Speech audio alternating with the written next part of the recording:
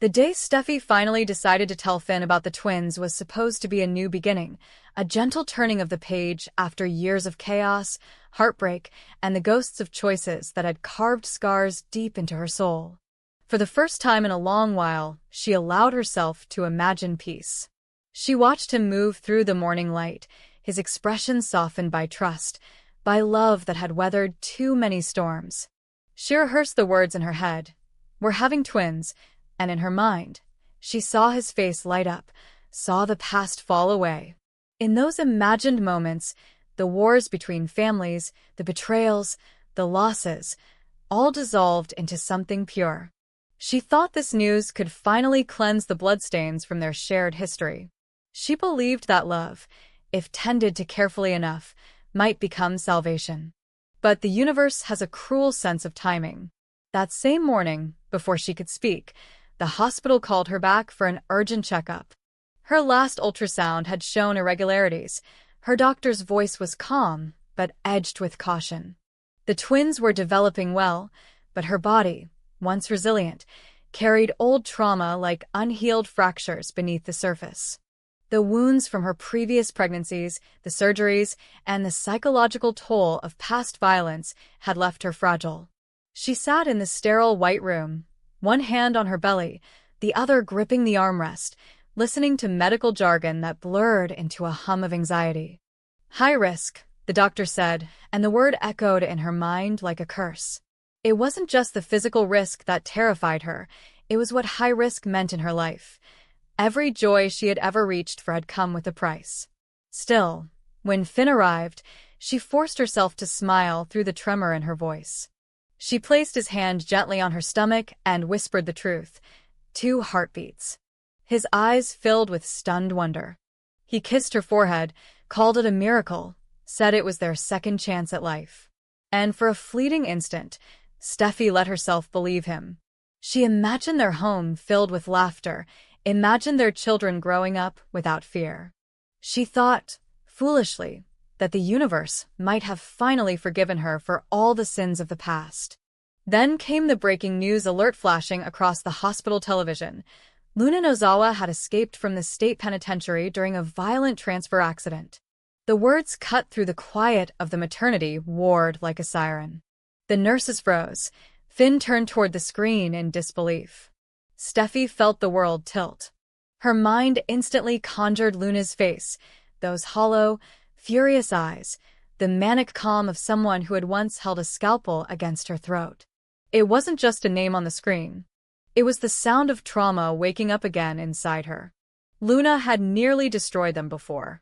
She had infiltrated their lives, played with their minds, blurred the line between obsession and madness. She had kidnapped, manipulated, threatened to kill. And though justice had locked her away, Steffi had never truly stopped fearing her. Now, learning that Luna had escaped felt like watching an old nightmare crawl out of the shadows and take shape in daylight. The past she had buried beneath the promise of motherhood was stirring again. At first, Finn tried to calm her. He said the police would find Luna, that she couldn't possibly reach them. But even as he spoke, his voice betrayed a tremor. They both knew Luna's cunning. She wasn't someone who ran blindly. Every move she made was deliberate, symbolic. She had once told Finn that Steffi represented the perfect life that should have been hers.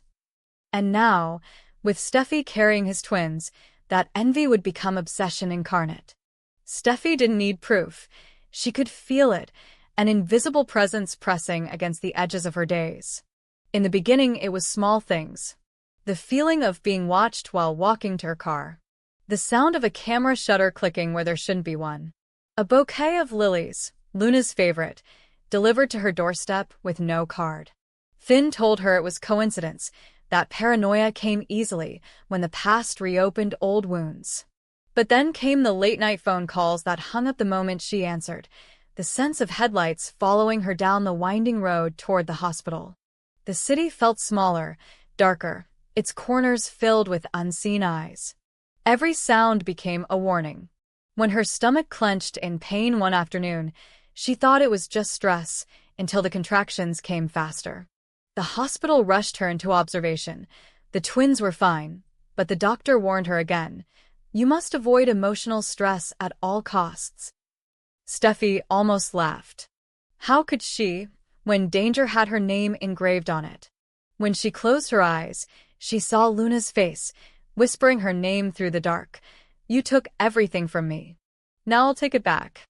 The police issued bulletins, but Luna was nowhere to be found. Every report described her as unstable but intelligent, emotionally unpredictable, fixated on Steffy Forrester and Dr. John Finnegan. Those clinical words did nothing to capture the reality of what Steffy felt, that Luna wasn't just after revenge, but meaning. She had always seen Finn as the one person who understood her brokenness, who had almost saved her before turning his love towards Steffy instead. Luna's love had curdled into hatred, her longing into violence. And now, learning that Steffy was carrying his children, she would see it as the final betrayal. Finn tried to protect her, doubling security around their home, driving her to every appointment himself. Yet even he couldn't hide his growing unease. The night patrol guard reported seeing movement near the property's fence, but the cameras caught nothing. Their phones glitched. Packages arrived with no sender. Finn stayed up late reviewing the feeds, every muscle in his body taut with dread. Steffy watched him from the doorway, feeling guilt coil through her. She had wanted this pregnancy to heal them, to remind them that love could conquer the madness of their past. Instead, it had turned them into prisoners of fear. One evening, when she left the hospital after another stress test, Steffy found her car scratched along the driver's side. A single word carved into the paint in uneven letters: thief. She stood frozen under the fluorescent light of the parking garage, her pulse thundering in her ears. She didn't tell Finn that night. Instead, she locked herself in the bathroom and wept until she couldn't breathe. She knew what the word meant. It wasn't about property, it was about love. In Luna's fractured mind, Steffy had stolen everything. Sleep became impossible. Every noise in the house jolted her awake. Every bump on the road felt like an ambush. She began to feel the twins kick harder, as though sensing her terror. Her doctor warned her again, but there was no safe place left to retreat. The world outside was haunted by a woman she couldn't see, and the world inside her body was filled with two fragile lives she might not be able to protect. Finn tried to remain steady, but Steffy saw the cracks. She caught him staring at old case files, his expression dark, haunted by guilt. He had once promised Luna help and compassion, but when her crimes escalated, he had turned away. Some nights, he wondered aloud if his rejection had pushed her further into madness. You're not responsible for her, Steffy said, though the words felt hollow. They both knew trauma had a way of creating invisible threads between people, even enemies. The days that followed blurred into a pattern of anxiety and fragile calm. Steffy kept her curtains drawn, her phone near. She flinched at shadows, jumped at sudden noises. One morning, while driving to a prenatal checkup, she braked too sharply to avoid a car that seemed to swerve intentionally in front of her. Her tires screeched, the twins shifted painfully inside her. When she looked up, the car was gone, but she could still feel the echo of danger. Her doctor later said the stress could trigger preterm labor. You need rest, he insisted. But rest had become a myth. Each day, Luna's absence became more menacing than her presence could ever be. Steffy imagined her lurking in parking lots, hiding among nurses at the hospital, blending into the city's faceless crowds. Every time she touched her stomach, she whispered promises to hold on, to survive, to bring her children into a world free of Luna's shadow. But as the weeks passed, the boundary between paranoia and prophecy began to blur. One night, when Finn was called for an emergency surgery, Steffy sat alone in their living room, the lights low, her hand on her belly. A soft knock sounded at the door. She froze. Her security detail was supposed to be stationed outside, but the cameras showed nothing. The knock came again, slower this time, more deliberate. Her throat tightened. "Who's there?" she whispered. Silence. Then, faintly, a woman's voice. "It's me, Steffy. I just want to talk." The twins kicked violently. Her breath came shallow. She grabbed the phone, called Finn, but it went straight to voicemail. The voice outside continued, calm, pleading. You took him from me. I just want to see your face. I want to understand why he loves you and not me. The sound of those words pierced something primal inside her. Steffi pressed herself against the wall, whispering, Please go away. But Luna's voice was closer now, the rhythm of her breathing audible through the door. You think you've won, Luna murmured. But love doesn't die. It just changes shape. Before Steffi could move, the security lights flashed. Someone had tripped the alarm near the back gate.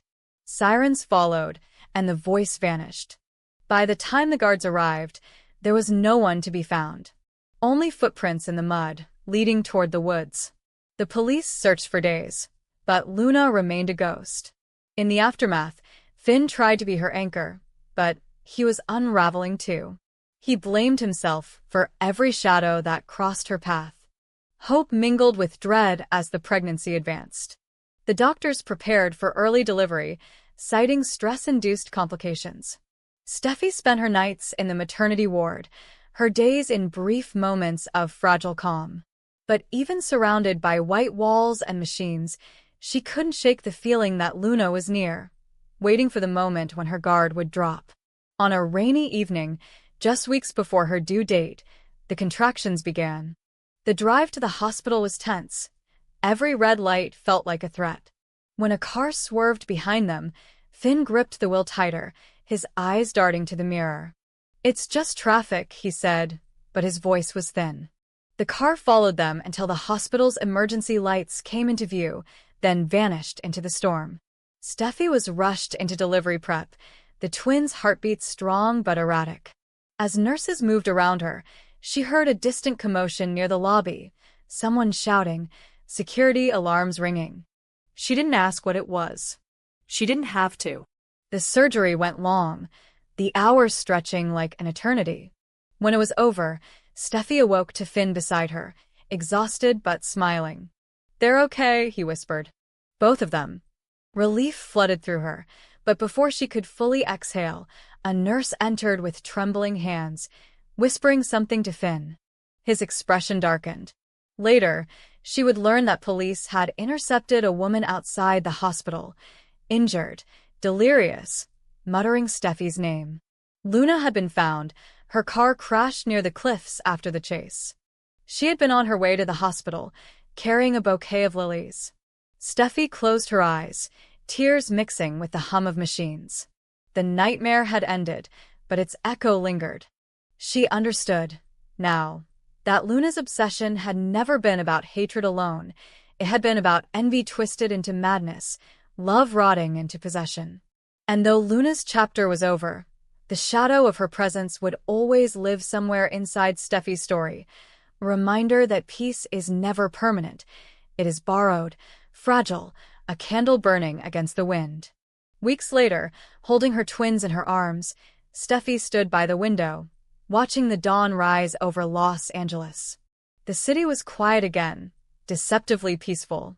She thought of all the storms that had come before, of blood, betrayal, survival, and realized that peace was not the absence of fear but the decision to live in spite of it. She had been hunted, haunted, nearly broken. But she had not been defeated. And as she whispered to her children, her voice soft but steady, she finally allowed herself to believe in something she had almost forgotten: hope. The crash came without warning, a brutal rupture in the ordinary rhythm of a sunlit afternoon. One moment Steffi was driving along the coastal road toward Cliff House, the Pacific gleaming beside her like a mirror of serenity. The next, the sound of metal folding against metal tore through the air. The impact slammed her body forward, glass exploding around her in a constellation of chaos. Time fractured. For a few stunned seconds, the world was only pain and sound, the screech of tires, the taste of blood, the terrifying silence that followed.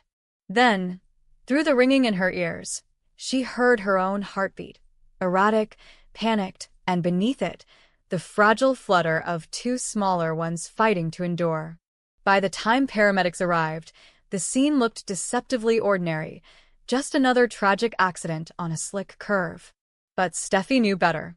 Somewhere beneath the pain, the haze, and the flashing lights, she understood that this wasn't chance. The feeling was too precise, the strike too deliberate. The road was familiar, the timing perfect, the hit timed for a blind corner she always slowed through at sunset. This wasn't fate, it was intent. And though no one said it aloud, Steffi could already feel the shape of the threat forming in her mind, the name she dared not speak even as they loaded her onto the stretcher. At the hospital, the chaos only deepened. The twins were alive, but one was fading fast. The doctor's words blended into a blur of medical terms and impossible odds. A small hemorrhage had begun near the placenta, and any further trauma, physical or emotional, could push all 3 lives past the point of no return. As the reality of those words settled over the room, Steffi reached for Finn's hand, finding it cold and trembling. His eyes were hollow, filled with guilt and horror that went beyond the moment. Because deep down he knew. Luna. The name rang in his mind like a wound reopened. She had been his patient once, his responsibility, his shame. A young woman broken by love, by betrayal, by the madness that had consumed her family before her. He had sworn he could help her, that compassion could reach her where punishment could not. He'd been wrong. Years of delusion, confinement, and bitterness had twisted Luna into something darker, a shadow version of the girl he'd once tried to save. Now, learning that she had escaped and seeing Steffi lying bruised and bleeding, Finn realized the truth he had been avoiding for months. The woman who wanted to destroy Steffi was the same one who carried his bloodline. In the operating room, as Finn scrubbed in to assist with the emergency procedure that might save his wife and unborn children, his mind was at war with itself. Every instinct as a surgeon demanded precision, calm, detachment, but the father and husband inside him screamed with helpless fury. His hands trembled once before he forced them still. The nurse beside him whispered, "Doctor, you don't have to do this," but he did. He had to. It was his duty, his penance, his last chance to protect what Luna was trying to annihilate. The surgeries stretched into hours. Steffi drifted in and out of consciousness, catching fragments of voices, the smell of antiseptic, the sensation of something warm slipping away inside her. She clung to the thought of her children, of Finn's face, of the life waiting beyond the sterile lights. When it was over, the doctors told her the truth gently. One twin was safe, the other was still fighting. Steffi closed her eyes, and for the first time in years, she felt the cold breath of fear settle into her bones. She had faced scandals, betrayals, heartbreaks, but never the possibility of losing her children before they even arrived. In the days that followed, the media called it an accident. The police, too, found no evidence of foul play. The car that hit her was stolen, abandoned near the canyon. No fingerprints, no witnesses. It was as if the driver had vanished into thin air. But Steffi didn't need proof. Instinct was evidence enough. And when Finn confessed that Luna had gone missing from the psychiatric facility 2 weeks prior, Steffi's world narrowed to a single truth. She was being hunted. The hospital became her fortress. Guards were stationed at every entrance, surveillance cameras installed in every corridor. Even the nursery in progress at home turned into a high-security zone. Forrester Creations arranged for her to work remotely, and when she did appear in public, it was only under escort. It felt less like life and more like survival.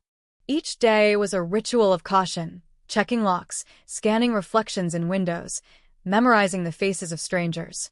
But paranoia, she realized, was just another word for vigilance when the danger was real.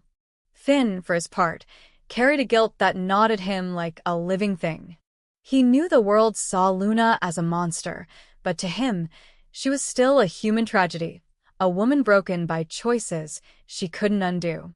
He couldn't stop thinking of the last time he had seen her, the plea in her eyes when she said, "You'll see one day, Finn. Love doesn't heal, it hunts." He had thought she was delusional, but now, seeing what she had done to Steffi, he understood. Luna's version of love had transformed into obsession, and Steffy had become the symbol of everything Luna could never have: stability, family, the man she once desired but could never possess. For Steffy, the days blurred into a quiet dread. The walls of their home seemed to close in on her, the sound of the ocean beyond the cliffs no longer soothing but sinister. The crash replayed in her mind like a loop: how sudden it was, how cold the driver's eyes looked in the split second before impact. Every flash of light on the road, every engine revving outside, sent her heart racing. She wanted to be brave for her unborn children, but motherhood, she realized, was its own kind of vulnerability, a cage made of love. Then came the first message. A single envelope left at the hospital's reception desk, addressed to Mrs. Forrester. Inside was a photograph, an old picture of Luna, taken years ago in one of the psychiatric wards, her face serene, her eyes hollow. On the back, scrawled in crimson ink, "I told you love always finds a way." The police brushed it off as a prank, but Finn knew better. The handwriting, the phrasing, it was Luna.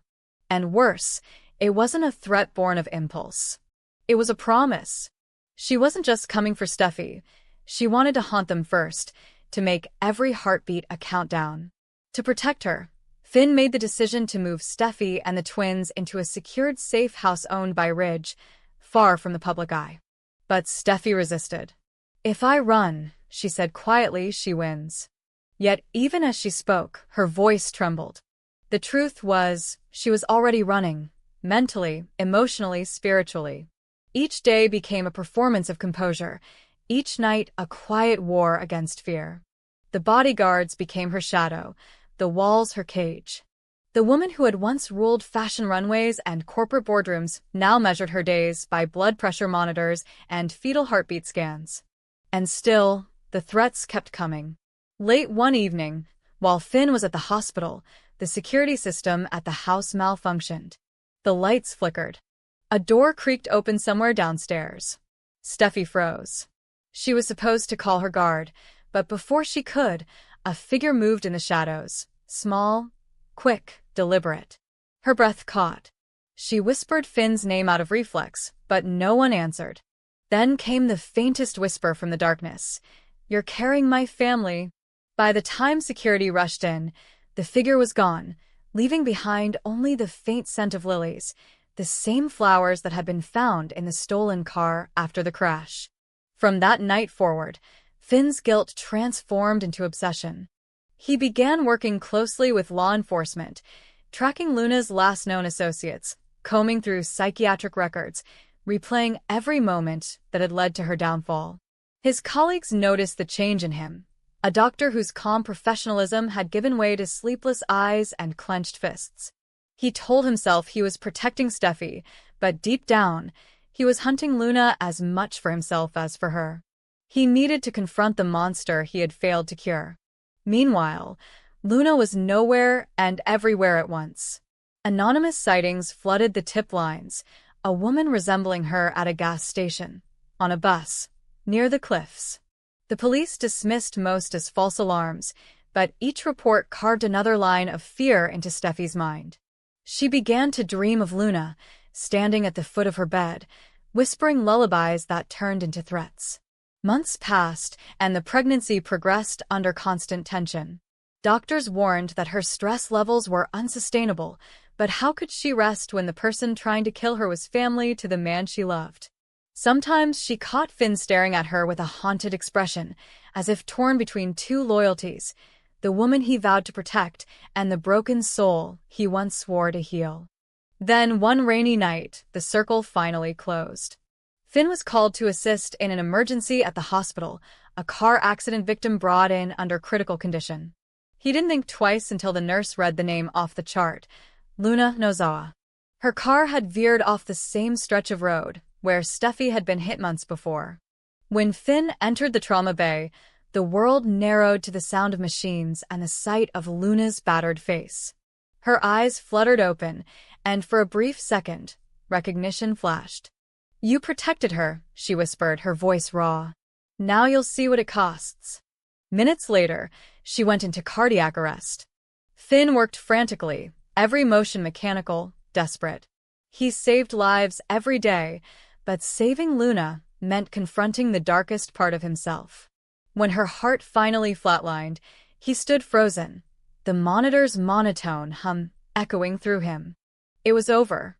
The threat, the fear, the shadow. But there was no victory in it. Only emptiness. When Finn told Steffy, she wept not from relief, but from exhaustion. The war was over, but it had taken something from both of them that couldn't be named.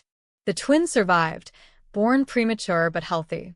As she held them in her arms, she felt gratitude and grief intertwine, because even now, she couldn't erase the image of Luna's face in her final moments, not monstrous, but lost. Weeks later, as the sun rose over the cliffs, Steffi stood on the same road where her car had been wrecked. The wind off the ocean carried a chill, but she faced it without flinching. Life, she realized, was a series of collisions, some accidental, some designed by fate or madness. She had survived hers, and so had her family. But peace, in her world, was never permanent. It was fragile, fleeting, something you held in trembling hands, knowing it could shatter at any moment. And as she turned back toward the house where Finn waited with their newborns, she whispered a silent vow, not of revenge, but of resolve. Luna's darkness would not define them. The past had tried to destroy her too many times, but this time, she had outlasted it. And in the faint sound of waves crashing below, she thought she could almost hear two tiny heartbeats answering back, alive, defiant, proof that even in the face of madness, love could still